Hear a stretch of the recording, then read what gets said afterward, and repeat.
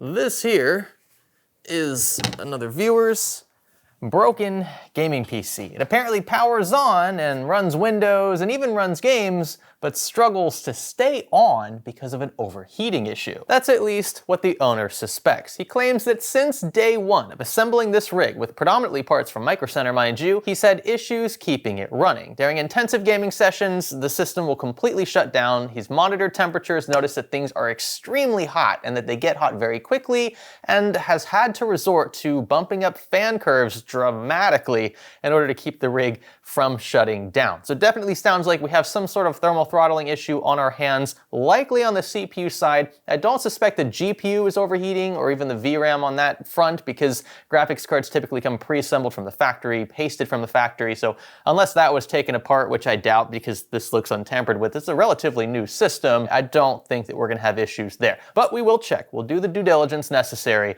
I suspect we probably have an issue with the way the CPU cooler is mounted. Maybe the little plastic cover over the cold plate of the cooler wasn't removed prior to assembly. That's come up once or twice here before. In fact, I've done that. That could be what we're dealing with here. So it could be something that simple, or it could be something way more complicated. We won't know until we dive in. I hope you will stay with me. Are you sitting on a gaming PC without an activated copy of Windows? Forget $100+ retail keys. Instead, snag an OEM Windows 11 key for a fraction of the price to unlock the full potential of the OS. Oh, and don't worry, they'll still remove those pesky activation watermarks. Just click the links below to get started today, and be sure to use our special offer code SKGS for a sweet discount on a variety of options, including Windows 11 Pro, Home, and more. Hello there, and welcome to Fix or Flop, a playlist where we attempt to fix broken gaming PCs like this one for free. That means we don't charge for labor or replacement hardware if necessary, and that's thanks to your viewership. You guys clicking on these videos allows us to offer these services the way that we do here. We can monetize on the back end through videos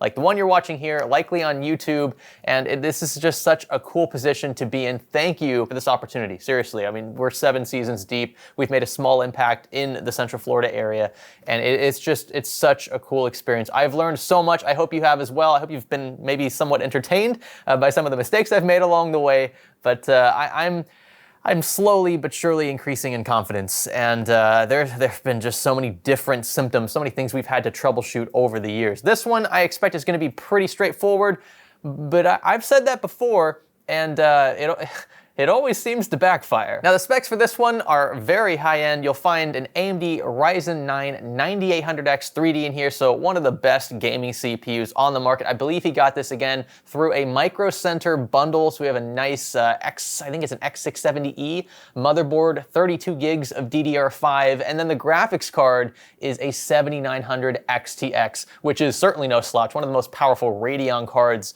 you can still buy today, even though it's not brand new. It's incredibly powerful, and it's got this beautiful white shroud as well. I think it's paired with a 1000-watt power supply, which should be plenty for this combination of hardware, and it's housed inside of, I believe it's a Vision Lee & case. Is this the PCMR? No, this isn't the PCMR edition, because that's got the reflective mirrors and things. But I love these Lee & chassis. You can see there's tons of space to work with. This one's more, I would say, aesthetic oriented because it doesn't have top mounting, but this cooler should be plenty. This is a Thermalright cooler. It's not the most expensive, but even in the case of a 9800X 3D, this should be more than enough, which is why I'm thinking we probably have a mounting issue of some sort, or maybe thermal paste was skipped. I mean, who really knows? Without further ado, let's fire this thing up and see what happens. I imagine it will load into Windows. It should last long enough to make it there. We should be getting a picture out. There we go. Took a second, and it does look like Windows 11 is installed. Now, in this description, you'll notice the owner also mentioned a sort of like clipping or grinding noise. I can hear that now, and it's definitely a fan. It sounds like it's a fan in the graphics card. Oh, which would not be good because this is an expensive card. And now, yeah, it's definitely in the graphics card because those fans have now stopped spinning because it's sort of like in an idle state. Maybe we get lucky and it's just like snagging a wire or cable or something around the bottom of the motherboard. So we'll check on that too. Just trying to see, I don't see any wires that are in the way. But actually we do have, oh yeah, this is definitely it. So this central fan, it looks like the top sides of its blades are just barely scraping a graphics card support bracket. And it looks like that's mounted in the middle lower standoffs of this motherboard. Unfortunately, with the way that this card is set up, the central fan runs right over that location. So we can try moving that to a different spot or just ditching it entirely. I mean, I'd rather get rid of it and address the sag some other way than risk that fan bearing going out or something because of the sound, the friction, that sort of grinding when it spins up. That's thankfully an easy fix. And the way this is designed, you can see that this rubber pad extends the full length of that arm, and this actually protrudes a fair bit. Actually, this amount of protrusion, which is, I mean, tiny, you're talking maybe 1 millimeter, 2 millimeters, this is the issue. If this was gone, then we wouldn't have that scraping. So what I think I'm gonna do is take this rubber pad off, and then I'm gonna cut it in half so that the only part of this entire thing touching the card is the very back section, which is going to overlap with just the shroud, but not the fan further toward the front. I know that's a bit difficult to visualize, so I'm just gonna go ahead and chop it up here for you. So you can see this here. I'm gonna take some scissors and I'm just gonna cut it close to in half. Like that right there should be good. And then we're gonna place this part back, but we're only gonna put it on the rearward section, so the section closest to the motherboard. That way, the pad that would be here closer to the front doesn't touch that fan anymore. I think this should do it. This should give us enough clearance. All right, that actually worked out great. So no longer any clearance issues, no clipping. We have actually plenty of space now, even if the card does sag a little bit with time. I'll be sure to point that out to the owner just so he knows to watch that long term, but that looks like a fix, and it cost us $0.00. That's awesome. Just a pair of scissors, really. The other thing I noticed, he's got some stickers on the fans. I typically like pulling these off. These cards get pretty hot. It's just removing plastic, like the really cheap, thin film and stuff that you get on these cards out of the box. It's a good idea just to remove those to prevent any issues if this melts over time. It can also add to the noise factor if some of this plastic gets clipped inside the fans when they spin and whatnot. Pretty potentially big problem down the line solved, because if that fan goes, it's not gonna be fun to deal with, especially in an expensive card. I can tell you right now though, it is pretty chill at idle. And if we had a situation where maybe again, the plastic wasn't removed over the CPU cooler's cold plate, temperatures would be skyrocketing right now, especially in the case of a 9800X 3D. So I'm a bit confused by that. Maybe he's like, I don't know, maybe he's got a very like conservative fan curve, but he said he ramped things up, he had to keep it cool.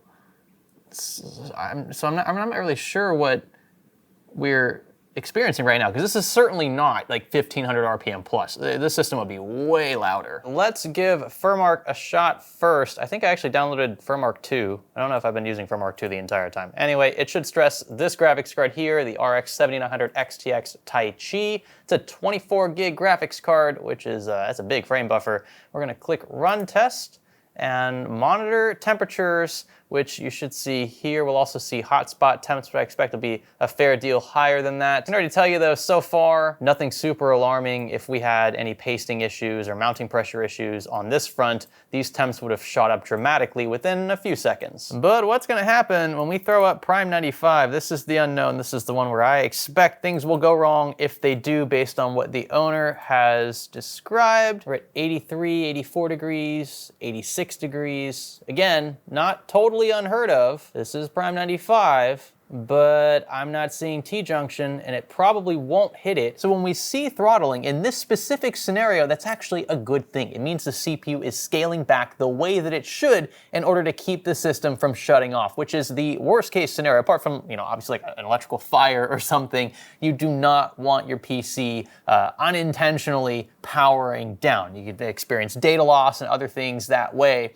And so the system should be doing everything it can to keep itself up and running, even if that means running at a very low frequency. Now that's not happening here. To my surprise, I expected this CPU to throttle way further back than it is. So it doesn't actually look like we have a thermal issue here. I suppose the only route from here is to try running a game. Maybe he has an issue with like a storage drive or something, and he just interpreted that as a thermal issue. I mean, yeah, temps are high. I mean, 90 degrees Celsius, that's no slouch. But again, this is a torture test. It's not thermal throttle, it's not T-junction throttling, but it is trying to adjust power levels and frequency in VCore in order to get that nice happy medium under this torture scenario. But because it's stable here, I mean, there's nothing more I can really do.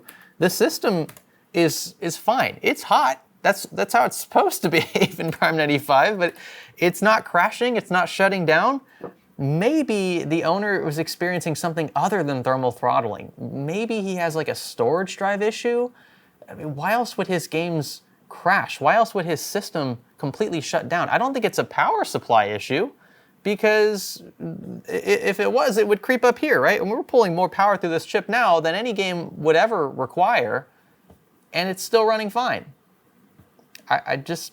I don't know. A bit longer into the torture test now, and here's where we are. About 95 degrees Celsius, which I believe is right on the verge of T-junction for the 9000X3D. It's either 95 or 100 degrees, maybe 105, but it's somewhere in that range, and it looks like the CPU has found its happy medium around 4.3 gigahertz all-core frequency for this CPU, while being, again, heavily stressed. A couple of pointers, though, and things that we're probably gonna change here. You've probably noticed this already. Maybe you've already screamed it in the comment section.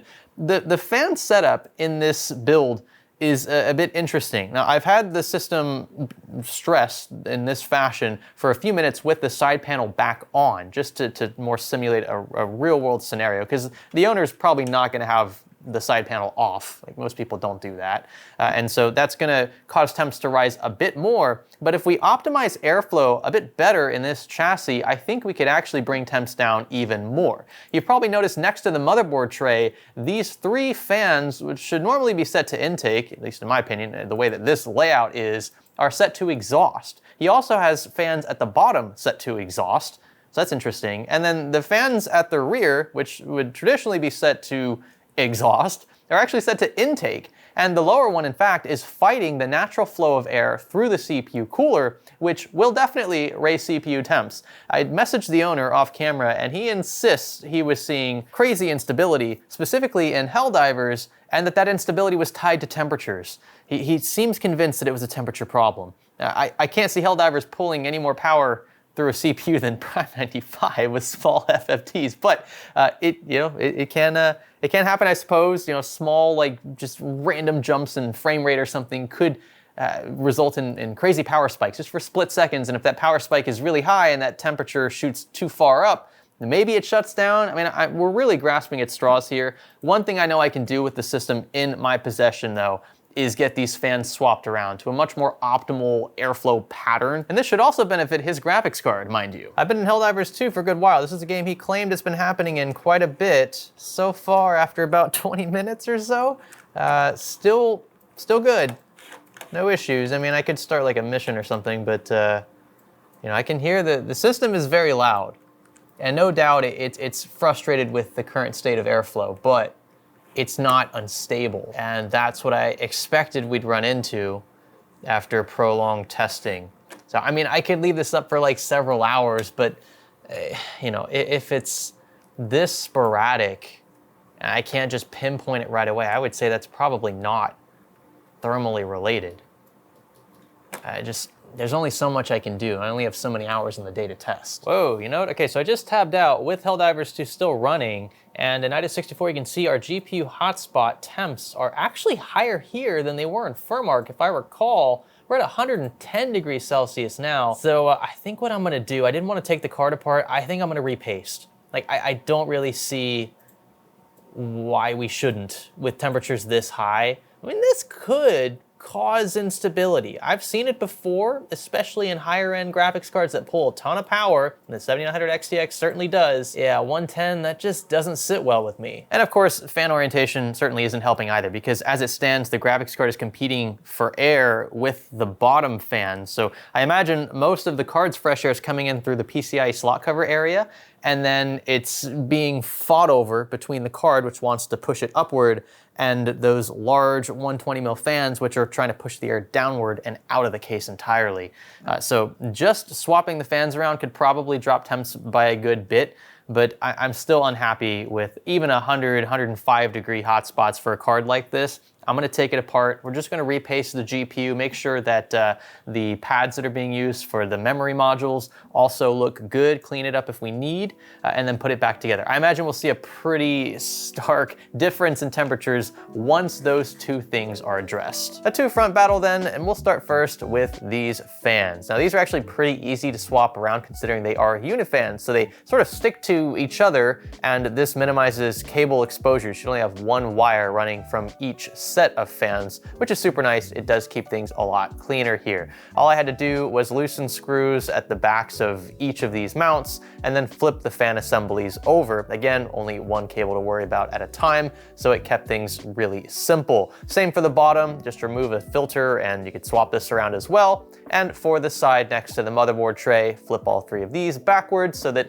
this is set to intake. And again, I feel like this is gonna be so much better for a system. We're not only gonna have fresh air coming in from below that is filtered, but also filtered air coming in along the side, along the motherboard tray. This is gonna provide fresh air for both the CPU cooler and the graphics card, and it's all gonna be exhausted out the rear thanks to our remaining two 120mm fans. We already had the graphics card removed for the next part, and this disassembly was actually pretty straightforward. Some cards require you to remove the back plate and then parts of the shroud in order to access the GPU itself, but thankfully with the Tai Chi variant of the 7900 XTX, we only had to remove the 4 screws that hold the GPU itself, so that little X bracket there that keeps mounting pressure stable. Once we pop this off and attach a couple of cables, we can separate the two halves. But I did want to quickly remove the back plate as well to make sure we had thermal pads where we should. So even though this card hasn't been opened before, at least according to the warranty seal that I see on one of these X bracket screws, that doesn't always mean that things from the factory are perfect. Case and point, would you have a look at this?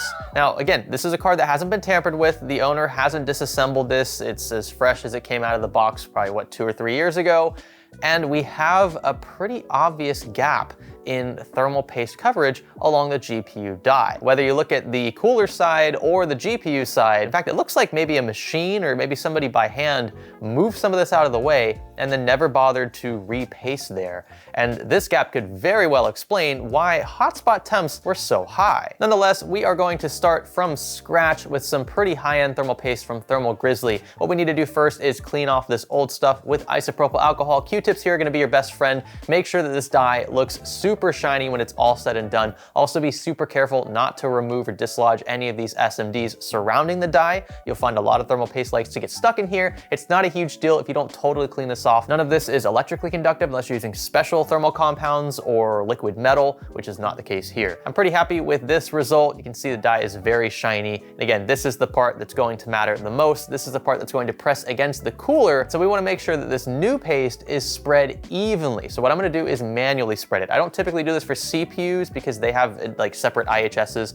atop their dies, and with cooler mounting pressure, it tends to spread rather evenly. But if you're actually applying paste to a die itself, I find that manual spreading is the best to ensure that what you just saw earlier, even from the factory, doesn't happen again. This part's a bit like spreading peanut butter over bread. You don't want to go too hard with it. You don't want thick spots, so try to distribute it as evenly as possible, and then cooler mounting pressure will take care of the rest. And again, that's tackled here by just 4 Phillips screws. The card went back together about as easily as it came apart. We just don't want to forget these 2 extra cables. One, I believe, is for the LEDs. The other is for the fans. And just like that, we can slide the 7900 XTX back into the owner's PC. We'll bolt it down at the rear, make sure that we don't have any issues again with clearance for that GPU support bracket, and connect all 3 of our independently wired supplemental 8 pins. Coming up on day 2 here, and I am hoping this time around our GPU hotspot temps have plummeted. It'd be really nice to see those in the 70s or 80s. I think it would be pretty ideal for a card like this,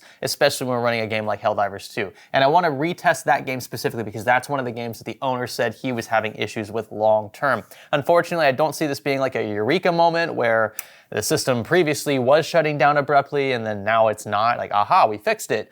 We're just gonna have temps to really reference here, and we can make assumptions about whether or not those toasty GPU hotspot temps were causing the card to shut down. It's possible, but I can't prove that one way or another, and I don't want to prove that. I don't want the system to just run that hot for that long and, you know, hope and pray that the rig does randomly shut down because of that. It's never good for a system, especially, you know, when it happens over and over. Let's power on. All right, all of our fans are spinning.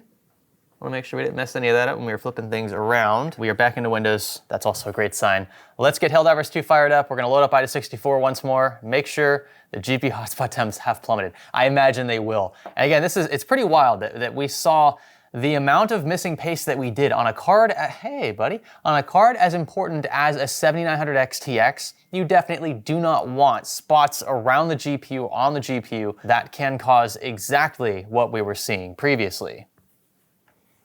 You want to check out those temperatures, buddy? You want to check them out? Also, real quick, just something I wanted to point out. I understand why the owner wanted these fans flipped around, maybe for aesthetic reasons, right? Not seeing the fan frames is probably the more aesthetically pleasing option, which is why reverse blade fans are super useful in these scenarios. However, I gotta say, these don't look that bad. Like, Liam did a good job, I think, beautifying the backside, the less desirable looking side of these fans with the inclusion of little bits of, you know, LED exposure and things along the sides and around the rims. And even in the center, we don't have weird, ugly stickers or anything. So I think this actually looks really good still. And same goes for the bottom, mind you. While we're seeing a little more of the sides of these fan frames, I still think it looks really good. So we've got IDA64 temps locked and loaded. The one we're gonna be watching, again, very closely is this. Cash, could you not jump up here, buddy? Can you stay down for just a second? The one we're gonna be watching is the 34 right there. So it's like a light bluish gray. That's our GPU hotspot. And all right, so we are in. I'm gonna do the same thing I did before. I'm just gonna run around a bit. We'll get these temperatures up to around thermal equilibrium. For air-cooled stuff, it shouldn't take longer than maybe 10 to 20 minutes. And then we'll report back. We'll check in on those IDA temps and verify that our work actually meant something, like it actually counted for something. That's what I'm really hoping for at this point, because we can't replicate the issues the owner is describing. At the very least, I want to send this rig home with temperatures that are much more in line with where we'd expect a healthy 7900 XTX to be. Oh, and by the way, while this is running, we're gonna have the left side panel on for a more real world scenario.